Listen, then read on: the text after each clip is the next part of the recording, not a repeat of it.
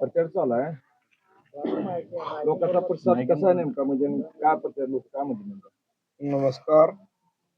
धाराशिव जिल्हा परिषद व पंचायत समितीची निवडणूक म्हणजे आदरणीय राणादादाच्या विकासाचं एक प्रतीक आहे. या मतदारसंघामध्ये तुळजापूर व धाराशिव विधानसभा मतदारसंघामध्ये जेवढे काही पंचायत समिती व जिल्हा परिषदेचे गण आहेत, त्या गटाच्या माध्यमातून, पंचायत समितीच्या गणाच्या माध्यमातून, ग्रामपंचायतच्या माध्यमातून व आपल्या धाराशिव जिल्हा परिषदच्या माध्यमातून ग्रामीण भागाचा विकास करण्याचा जो पायंडा दादाने पाडलेला आहे, आणि राणादादा म्हणजे विकासाची गॅरंटी झालेली आहे.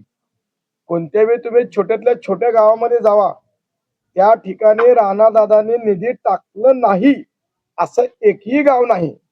या उलट जे खासदार महाशय आपल्या धाराशिव जिल्ह्याचे आहेत, एकदा जर निवडून आले आणि परत ज्या ठिकाणी मी जखमी तांड्यामध्ये उभा आहे, या जखमी तांड्याला धाराशिव जिल्ह्याच्या खासदाराने कधी भेट दिले का 5-10 वर्ष तर सांगावं.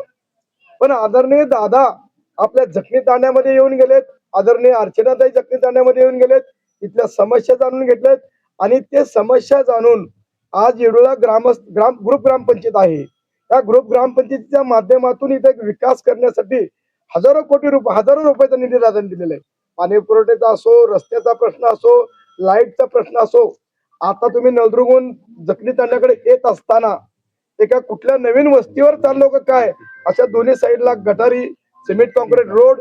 आता या सभागृहापुढे आपण उभा राहिलो, या सभागृहापर्यंत तो सिमेंट कॉन्क्रीटचा रोड येणार आहे असं निवेदन आदरणीय राणादादाच्या माध्यमातून आहे. ते स्थानिकचे सरपंच, ग्रामपंचायत बॉडी यांचे विद्यमान सरपंच आपल्या या तांड्यातले आहेत, आणि या विशेष तांड्याला लक्ष देऊन सरपंच असो किंवा त्यांच्या पूर्ण ग्रामपंचायत सदस्याच्या माध्यमातून असो, गावचा, या वस्तीचा, या तांड्याचा विकास करण्याचा जो संकल्प निवडलेला आहे, आणि तो संकल्प पूर्ण करण्याचं काम मी पंचायत समिती सदस्य म्हणून मी त्यांना पूर्ण त्यांच्या पाठीशी आहे, आणि विकासाची गंगा जखमी तांड्यामध्ये वाहून आणण्याचं मी काम करणार आहे. लाडक्या बहिणीचा काय फायदा होतोय उमेदवार असं वाटतं? लाडक्या बहिणीचा तर 100% फायदा होतो. आमच्या गोरगरीब भगिनी ज्या आहेत, ज्यांना असे काही लोक आहेत की स्वतःचा उदरनिर्वाह करण्यासाठी पै रुपये साठी रानावनात फिरावं लागतंय, पण लाडक्या बहिणीच्या माध्यमातून त्यांच्या डायरेक्ट खात्यात पैसे पडतात, आणि त्या पैशाचे मालक ते स्वतः महिला असतात, आणि तो खर्च करण्याचा अधिकार पण त्या महिलेला आहे. त्याच्यामुळे लाडक्या बहिणीचा अतिशय परिणामकारक या ठिकाणी परिणाम होतो व महिला खुश आहेत, आणि त्याचा परिणाम आमच्या कमळाला मतदान 100% पडणार आहे, आणि धाराशिव जिल्हा परिषद मध्ये व तुळजापूर पंचायत समितीमध्ये कमळ फुलणार आहे.